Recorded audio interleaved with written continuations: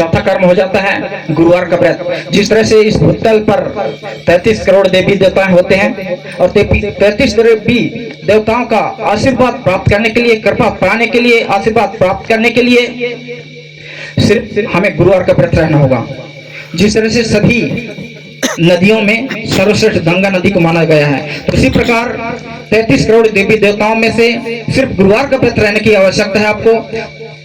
तो यह 33 करोड़ देवी देवता का लाभ एक ही समय में आपको प्राप्त हो सकता है। इसमें भी ये नियम है कि अब जिस तरह से बुधवार की 12 बजे रात्रि से यह प्रारंभ हो जाती है, उस दिन लहसुन प्याज खाना नहीं होता है। अब कहेंगे कि लहसुन प्याज क्यों नहीं खाएं भाई, हमें स्वादिष्ट बनाता है, तो एक दिन नहीं खाएंगे तो क्या हो जाएगा।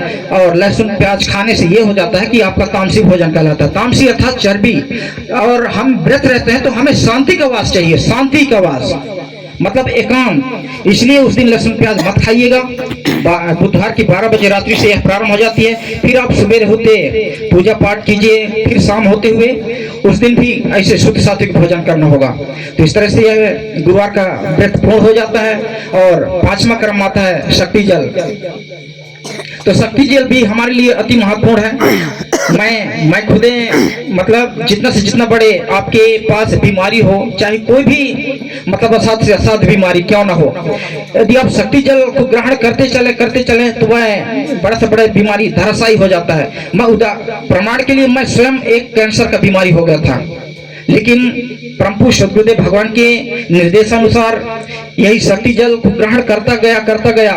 टीबी एक ऐसा खतरनाक बीमारी है कि व्यक्ति को छोड़ता नहीं है, एकदम से वह पूरा खत्म ही कर देता है, तब ही छोड़ता है। इसलिए मैं खुद टीबी से पूरी ग्रसित हो गया था, पूरा सूख गया था, हड्डी हो गया था। लेकिन मुझे बताया कि आप शक्ति जल का ग्रहण कीजिए और पूजा पाठ कीजिए, साधना आराधना कीजिए और उनके हर नियम निर्देशन को पालन कीजिए। अब मैं स्वस्थ हो गया।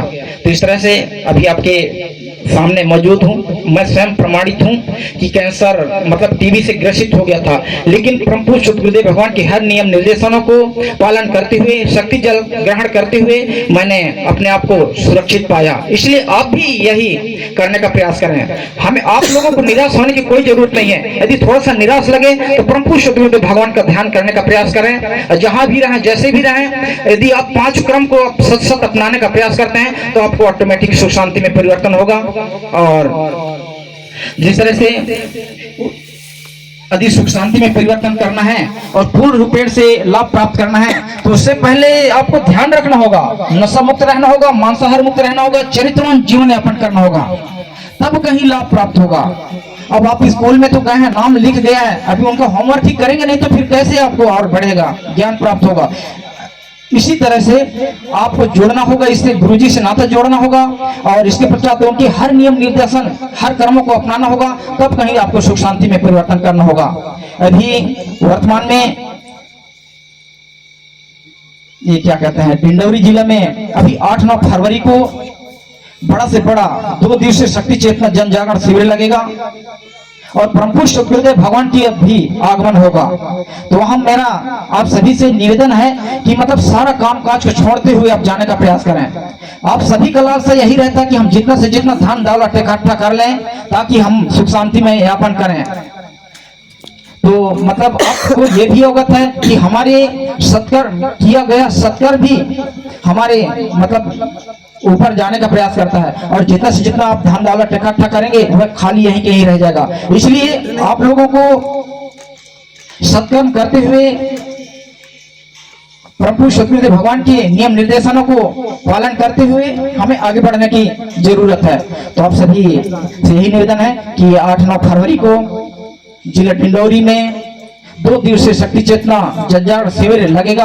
वहां परम पूज्य सद्गुरुदेव भगवान जी का आगमन होगा। तो मेरा सभी से निवेदन है कि वहां चलकर अवश्य सम्मिलित हों और परम पूज्य सद्गुरुदेव भगवान को अवश्य दर्शन करें। परम पूज्य सद्गुरुदेव भगवान एक ऐसा ऋषि जो कि इस विश्व अध्यात्म में एक चुनौती पेश कर रहे हैं। यदि किसी के पास क्षमता बल हो, तब बल की यदि क्षमता हो तो आके मुझसे मतलब नहीं लगवाया। सामना करें तो आपको ध्यान देने की जरूरत है। ऐसा कौन गुरु होगा आपको देखने की जरूरत है, वहां जाएं और देखें ऐसा वो कौन सा गुरु होगा जो इस तरह से इस अध्यात्म जगत को चुनौती पेश कर रहे हैं। तो ये आपको निश्चित ही जाना पड़ेगा और जाइए, सभी कामकाज को छोड़ते हुए वहां जाने का प्रयास करें। अब यहीं पर अपनी वाणी को विराम देते हुए समस्त मां के भक्तों को सदर जय माता की।